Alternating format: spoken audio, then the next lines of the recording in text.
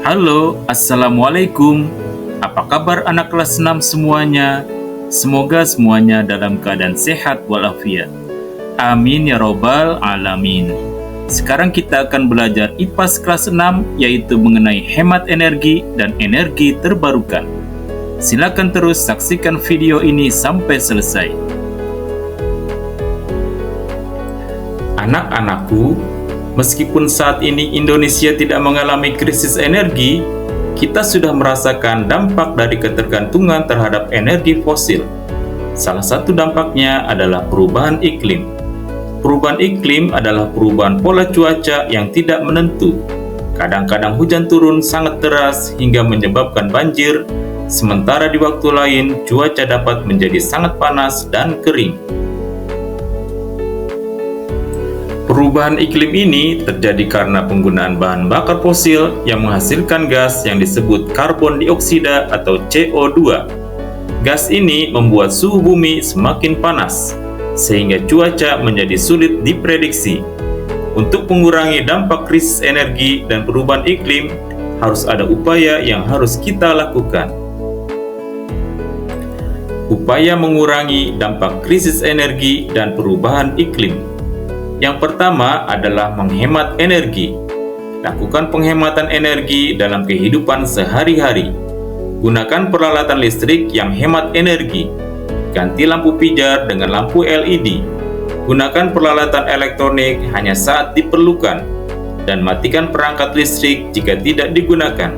Dan manfaatkan cahaya alami di siang hari untuk mengurangi penggunaan lampu.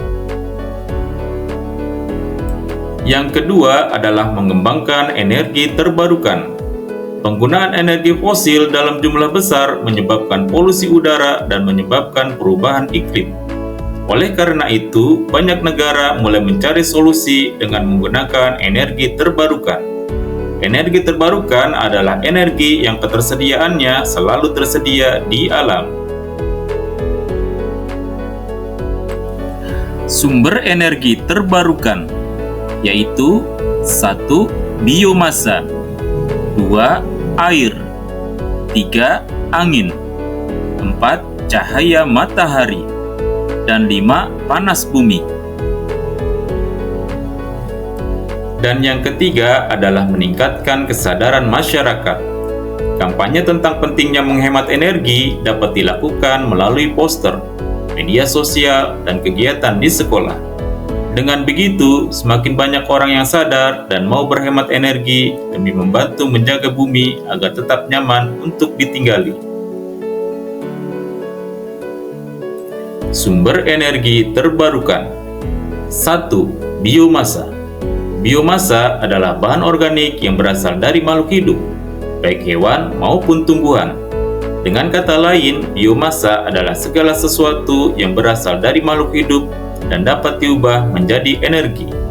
Contoh, kayu, sisa tanaman, limbah pertanian, dan kotoran hewan. 2. Air. Air dapat dimanfaatkan sebagai sumber energi melalui pembangkit listrik tenaga air atau PLTA. Energi dari aliran air atau air terjun digunakan untuk menggerakkan turbin untuk menghasilkan listrik. 3. Angin. Angin dapat digunakan sebagai sumber energi dengan menggerakkan turbin angin untuk menghasilkan listrik. Energi angin sering dimanfaatkan di daerah yang memiliki kecepatan angin tinggi dan stabil. 4. Cahaya matahari. Cahaya matahari adalah sumber energi terbarukan yang melimpah. Dengan menggunakan panel surya, energi matahari dapat diubah menjadi listrik untuk kebutuhan sehari-hari. Dan 5. Panas bumi. Panas bumi atau geotermal berasal dari panas yang tersimpan di dalam perut bumi. Sumber energi ini dapat dimanfaatkan melalui pembangkit listrik tenaga panas bumi atau PLTP untuk menghasilkan listrik yang ramah lingkungan. Oke anak-anakku semua, demikian pembelajaran kita hari ini mengenai hemat energi dan energi terbarukan. Semoga kalian dapat memahaminya dengan baik. Jangan lupa untuk subscribe Amir Arobi Channel ya. Oke. Sekian, wassalamualaikum.